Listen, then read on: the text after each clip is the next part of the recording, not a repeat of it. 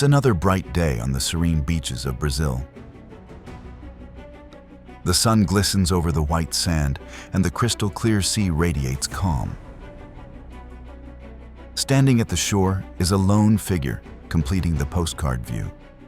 He is a businessman, a celebrated aviator who came from afar seeking a peaceful life in South America. No one knows who he truly was, nor how he arrived there. Suddenly, a foreigner approaches. He is polite, charming, and speaks of investments and opportunities abroad. The proposal sounds legitimate, even tempting. There seems no reason to refuse. The man trusts him, but without realizing it, he has just sealed his fate. This is how the end of Herberts Cukurs began. Once revered as a national hero in Latvia during the 1930s, the memory that endured was of one of the most brutal collaborators of Nazism.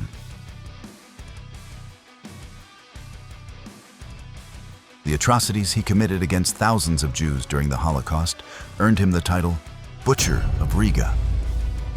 In this documentary, we reveal the operation to track him, capture him, and deliver vengeance for all his victims.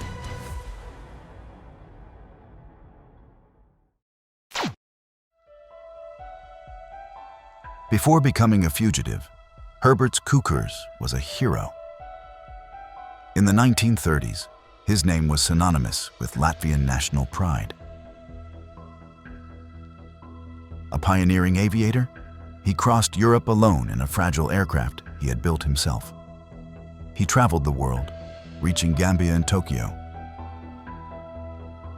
Wherever he landed, crowds applauded, medals were awarded, and parades were held. To many, he was a living legend. But the rise of Nazism changed everything. When the Germans occupied Latvia, Cukurs didn't merely collaborate. He became one of their most infamous executioners. Mid-1941, Hitler invades Latvia.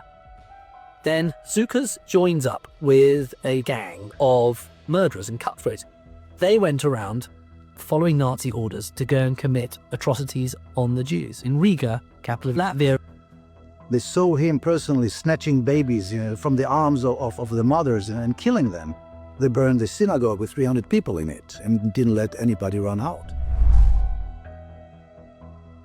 Cukurs joined the notorious Herberts Commando, a Latvian unit that, alongside the Germans, hunted, tortured, and executed thousands of Jews. A dark shadow consumed his once heroic image. The famed aviator was gone. In Riga, he was now known by another name, the Hangman. By the war's end, his hands were soaked in blood, yet he had no intention of facing justice. Like countless perpetrators of horror, he vanished. He disappeared without a trace, evading courtrooms, trials, or judgment. He took refuge in Brazil, where he began a new life. There, he opened a boat rental business in Sao Paulo and offered sightseeing flights using his skills as a pilot. It seemed his dark past was behind him, but it wasn't. By the 1960s, while Cukurs believed he had fooled everyone, a group of men prepared to hunt him down. They weren't judges. They weren't after legal justice. They were Mossad, and they carried something heavier than documents or warrants: the unforgotten screams of Cukurs' victims.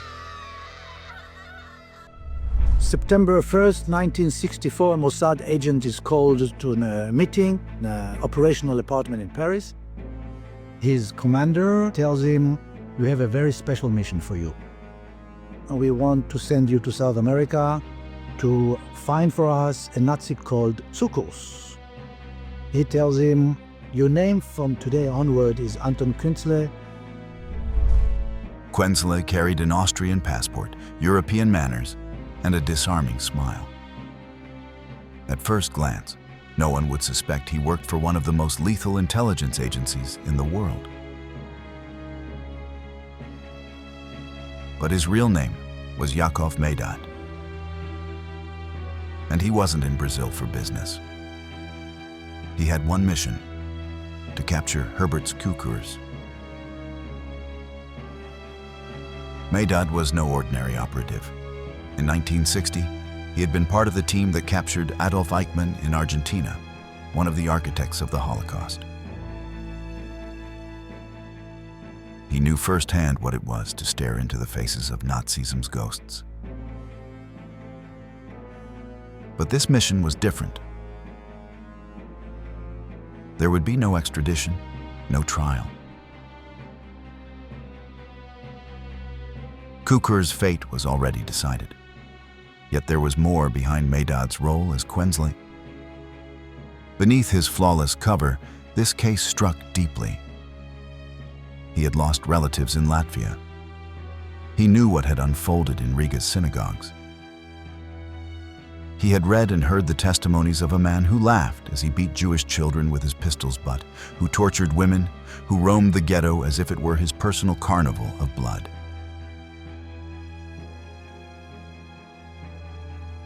Mossad had decided such a man deserved neither peace nor, above all, to be forgotten.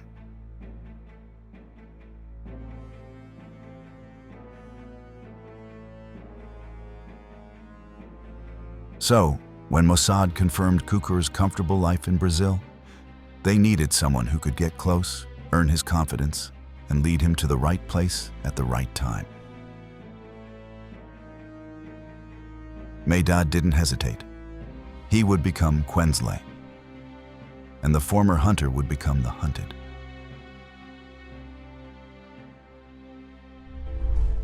Thinking of my parents, who both died in the Holocaust, I agreed immediately.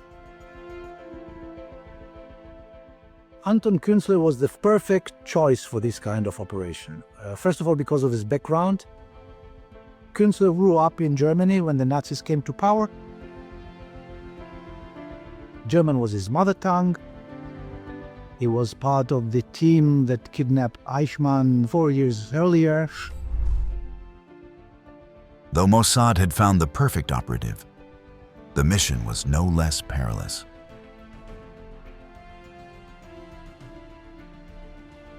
Kuenzle would travel alone, relying entirely on himself. Deploying a larger team risked detection, and any exposure could ignite diplomatic chaos with Brazilian authorities, as the Mossad would operate in absolute secrecy. If anything went wrong, no one could save the lone agent shadowing Cukurs. For that reason, his fabricated identity had to be airtight, and Kuenzle underwent meticulous preparation. I became an Austrian businessman, Anton Kuenzle, who was a former Nazi, who intended to develop tourism to Brazil. Kuenzle looks like your classic, anonymous, Western European guy. He's sort of balding, he's got a moustache, he's got glasses, he's a little bit tubby. If you walk past him in the street, you wouldn't remember him. He's the perfect spy. Polished, cultured, and amiable, Anton Kuenzle entered Brazil's tourism market. He mingled with contacts in Rio de Janeiro, made a name for himself, and projected the image of a European businessman intent on building a fortune. He knew Cukurs was in São Paulo, but he took his time. He knew this wasn't a sprint, but a marathon. His target was clever and paranoid, so earning his trust would require patience. Kuenzle also understood that the better he prepared the stage, the more effective the trap would be. I intended first to stop at Rio de Janeiro to know what Brazil is like, and then to advance to Sao Paulo close to the objective. I told them that they were interested in investments, and they gave me recommendations to São Paulo. I got their personal cards, names and their addresses. I left signs in every corner to assure my identity. Once Anton Kuenzle's name circulated widely, the spy made his move. He visited Cukurs' boat and seaplane rental business, presenting himself as an Austrian entrepreneur seeking investment opportunities in tourism. The lethal Latvian ally of the Nazis welcomed him. They shared a demonstration flight, showcasing Cukurs' services, and later sat for coffee to discuss potential deals. Mid-conversation, the butcher of Riga shocked Kuenzle by confessing his past.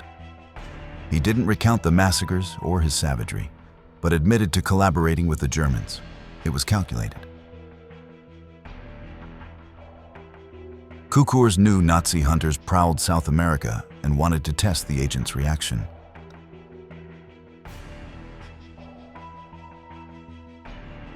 Kuenzle's persona didn't crack. When asked about his own war record, he claimed he had served on the Eastern Front before being sent home due to injury.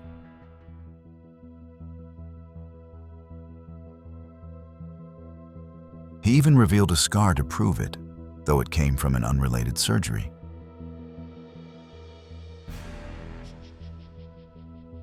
Then, he smoothly redirected the conversation back to business.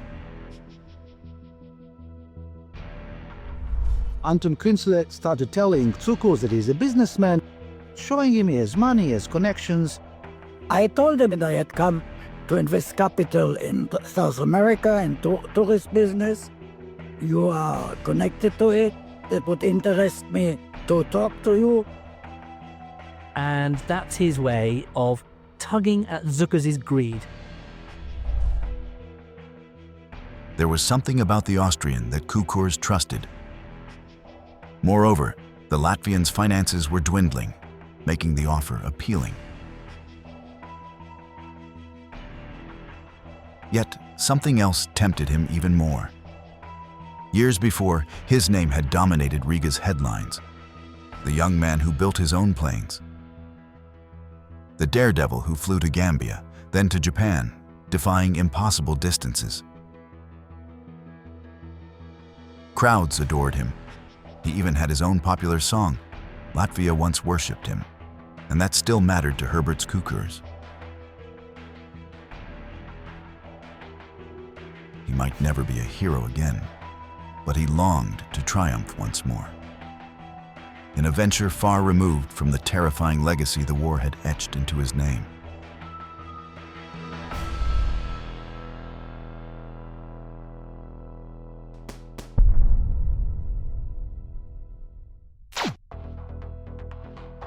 Decades later, every step was deliberate, every move rehearsed. Kuenzle could show no eagerness, no misstep. If Cukurs grew suspicious, he would vanish, and Mossad would lose its only chance.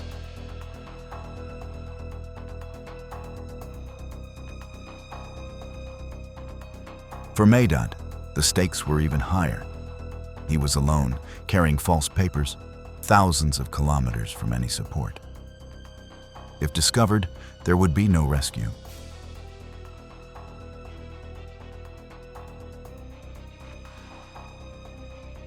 Yet for him, the risk was worth it. Because standing before him wasn't merely an aging businessman. It was a war criminal. One who never showed remorse, one who still believed he had won. But Kuenzle's perfect performance convinced the butcher of Riga. The first phase of the operation was complete. Kuenzle went back to the hotel and he sent a message back to headquarters in Tel Aviv. It was in secret ink. The message said, "The fish has swallowed the bait." Kuenzle had secured Cukurs' trust. Still, the more time they spent planning an aviation and tourism business, the clearer it became that Cukurs' paranoia could unravel everything at any moment. Patience remained crucial. They met multiple times until Kuenzle told him he would return to Europe to finalize their business arrangements. This was only partly true. His real destination was Paris, where he would coordinate the final stage with his Mossad team. We decided that if we shall execute him, it would not be in Brazil, but in Uruguay. There's a big Jewish community in Brazil. And if this is seen as Jews killing a Nazi, then there's going to be a backlash against the Jewish population.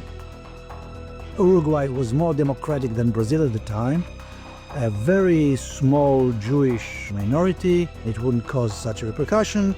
And also important, no capital punishment.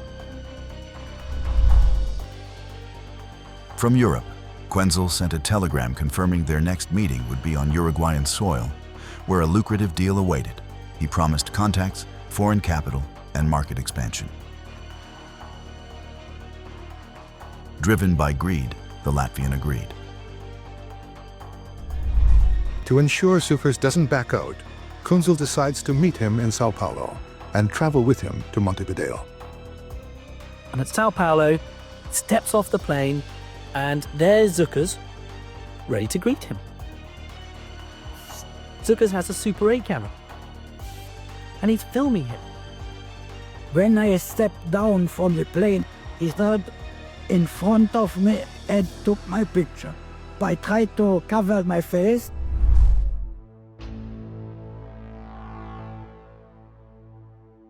That decision revealed lingering mistrust within Cukurs. In fact, the butcher of Riga recorded a warning for his wife before leaving, telling her that if anything happened to him, this man would be responsible.